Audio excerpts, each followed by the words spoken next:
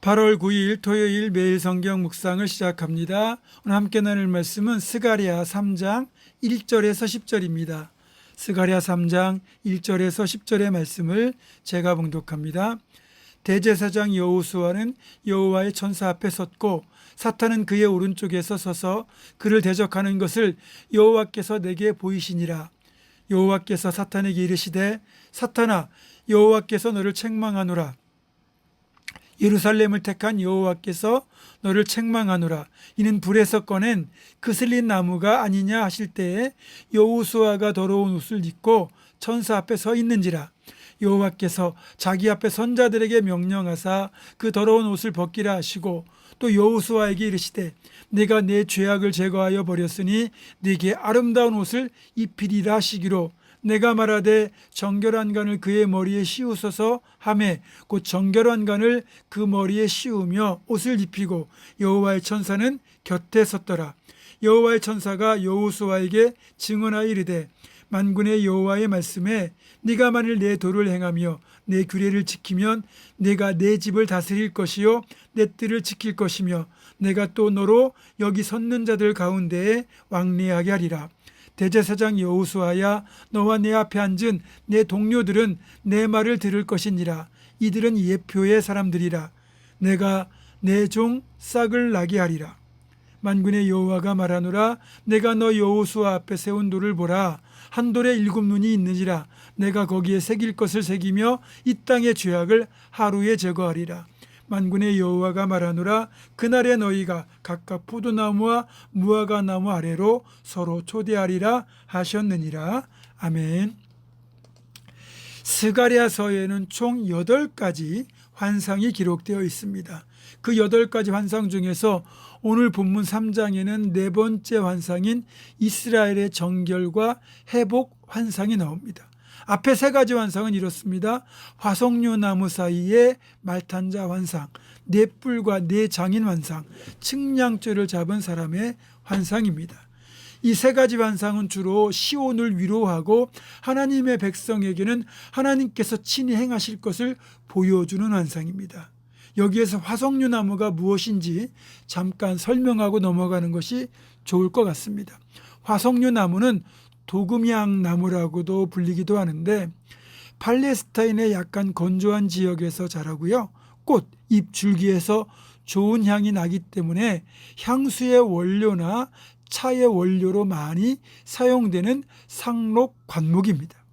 화석류 나무의 가지는 가지를 꺾어 놓아도 2, 3일 정도는 싱싱하게 살아있고 또 시들었을 때도 물에 꽂아두면 다시 살아나기 때문에 불멸과 영생을 상징하는 나무이기도 합니다. 그래서 이 지역 사람들은 다른 곳으로 이사를 할 때도 반드시 가지고 갔을 정도로 이 나무를 중요시했습니다. 그리고 무성한 잎은 성공을 상징하기 때문에 가게를 개업할 때 선물로도 많이 쓴다고 합니다. 참고하시기 바랍니다. 이제 오늘 본문은 네 번째 환상으로서 새로운 시대에 새 시대에 다가올 영적, 정치적 지도자에 초점을 맞추고 있습니다. 즉 3장에서는 영적인 지도자인 대제사장 여호수아, 4장은 정치적 지도자인 스룹바벨에게 초점을 맞추고 있습니다.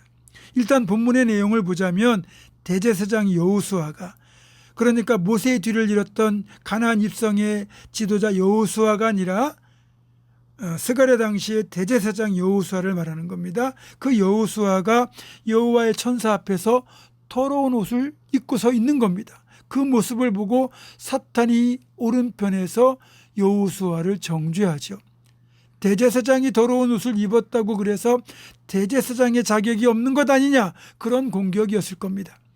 여기에서 대제사장 여호수아는 사실 이스라엘 백성들을 대표합니다. 마치 불에서 꺼낸 그슬린 나무와도 같아서 더러운 상태입니다. 더럽다고 표현된 히브리어 쪼이는 더러움을 표현한 히브리어 단어 중에서 가장 더러운 상태를 나타내는 말이라고 합니다. 우리로 말하자면 그냥 더러운 정도가 아니라 정말로 더러운 상태를 뜻하는 거죠. 여러분, 나무를 불에 태우던 중에 꺼내면 거기 그을음이 이제 손과 옷까지 다 더럽게 만들잖아요.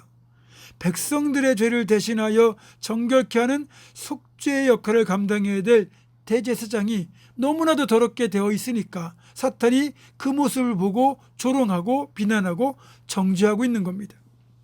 우리 신앙인들이 죄를 짓고 더러워지면 사탄은 우리를 구원받을 자격 없다고 공박하지요. 지금 대제사장 여호수아의 상태와 우리의 상태가 너무나도 비슷한 상태입니다. 그렇다면 사탄의 이런 정죄를 하나님은 어떻게 해결하셨을까요? 천사를 시켜 여호수아의 옷을 벗기고, 더러운 옷을 벗기고 깨끗하고 아름다운 옷을 대신 입힙니다. 그러면서 하시는 말씀이 내가 내 죄악을 제거하였으니 아름다운 옷을 입히라는 겁니다. 누가복음 15장에 나오는 탕자의 비유에서 도란 아들 탕자의 더러운 옷을 벗기고 좋은 옷을 내어다 입혀주는 아버지의 모습이 여기서도 그대로 그려지고 있습니다. 우리 하나님은 이런 분이십니다. 하나님은 하나님의 백성들을 사랑하시고 죄사하기를 즐겨하시는 분입니다. 죄를 해결하는 것은 하나님의 권한이고 하나님만이 유일하게 죄를 사하실 수 있는 존재라는 뜻이기도 합니다. 여기에 우리의 죄를 사하고 의롭게 하시는 하나님의 칭의 사역이 예표되어 있습니다. 죄를 사하여 주시는 것으로 그치지 않고 아름다운 예복을 입혀주시는 은총으로까지 이어지죠. 그러면서 한 가지 약속을 조건으로 주십니다. 나의 길을 걸으며 나의 명령을 지키며. 그럼 이 두 가지를 잘 지켜 행하기만 하면 이 순종에 대한 보답으로 하나님의 집을 다스릴 것과 하나님의 뜻을 맡기는 것과 하나님께 자유롭게 왕래하는 복을 주시겠다는 겁니다. 기가 막히지 않습니까? 우리가 당연히 지켜야 하는 것이 하나님의 명령이고 그분의 길을 걷는 것인데, 그런 우리에게 하나님이 이런 보답을 주신다는 것 자체가 엄청난 은혜이며 은총인 것입니다. 그렇게 하나님의 길을 걷고 하나님의 명령을 지켜서 하나님 주신 이 복된 은총을 누리는 우리가 되기를 주님의 이름으로 축원합니다. 기도하겠습니다. 은혜로우신 아버지 하나님, 우리의 죄를 사하고 의롭게 하신 하나님의 그 은혜를 힘입어 우리가 주님 앞에 설 수 있습니다. 우리가 그 은혜를 잊지 않고 늘 하나님께서 원하시는 길로 걷고 그 명령을 힘써 지킬 수 있도록 이끌어 주시옵소서. 예수님의 이름으로 기도하옵고, 이제는 우리 주 예수 그리스도의 은혜와 하나님의 사랑과 성령의 교통하심이 놀라운 구원의 은혜를 입은 하나님의 백성답게 하나님의 길로 걷고 하나님의 명령을 힘써 지키기로 결단하는 사랑하는 모든 성도들, 이들의 삶과 가정과 생업과 앞날과 우리 교회 위에 지금부터 영원토록 함께 하시옵기를 간절히 축원하옵나이다. 아멘.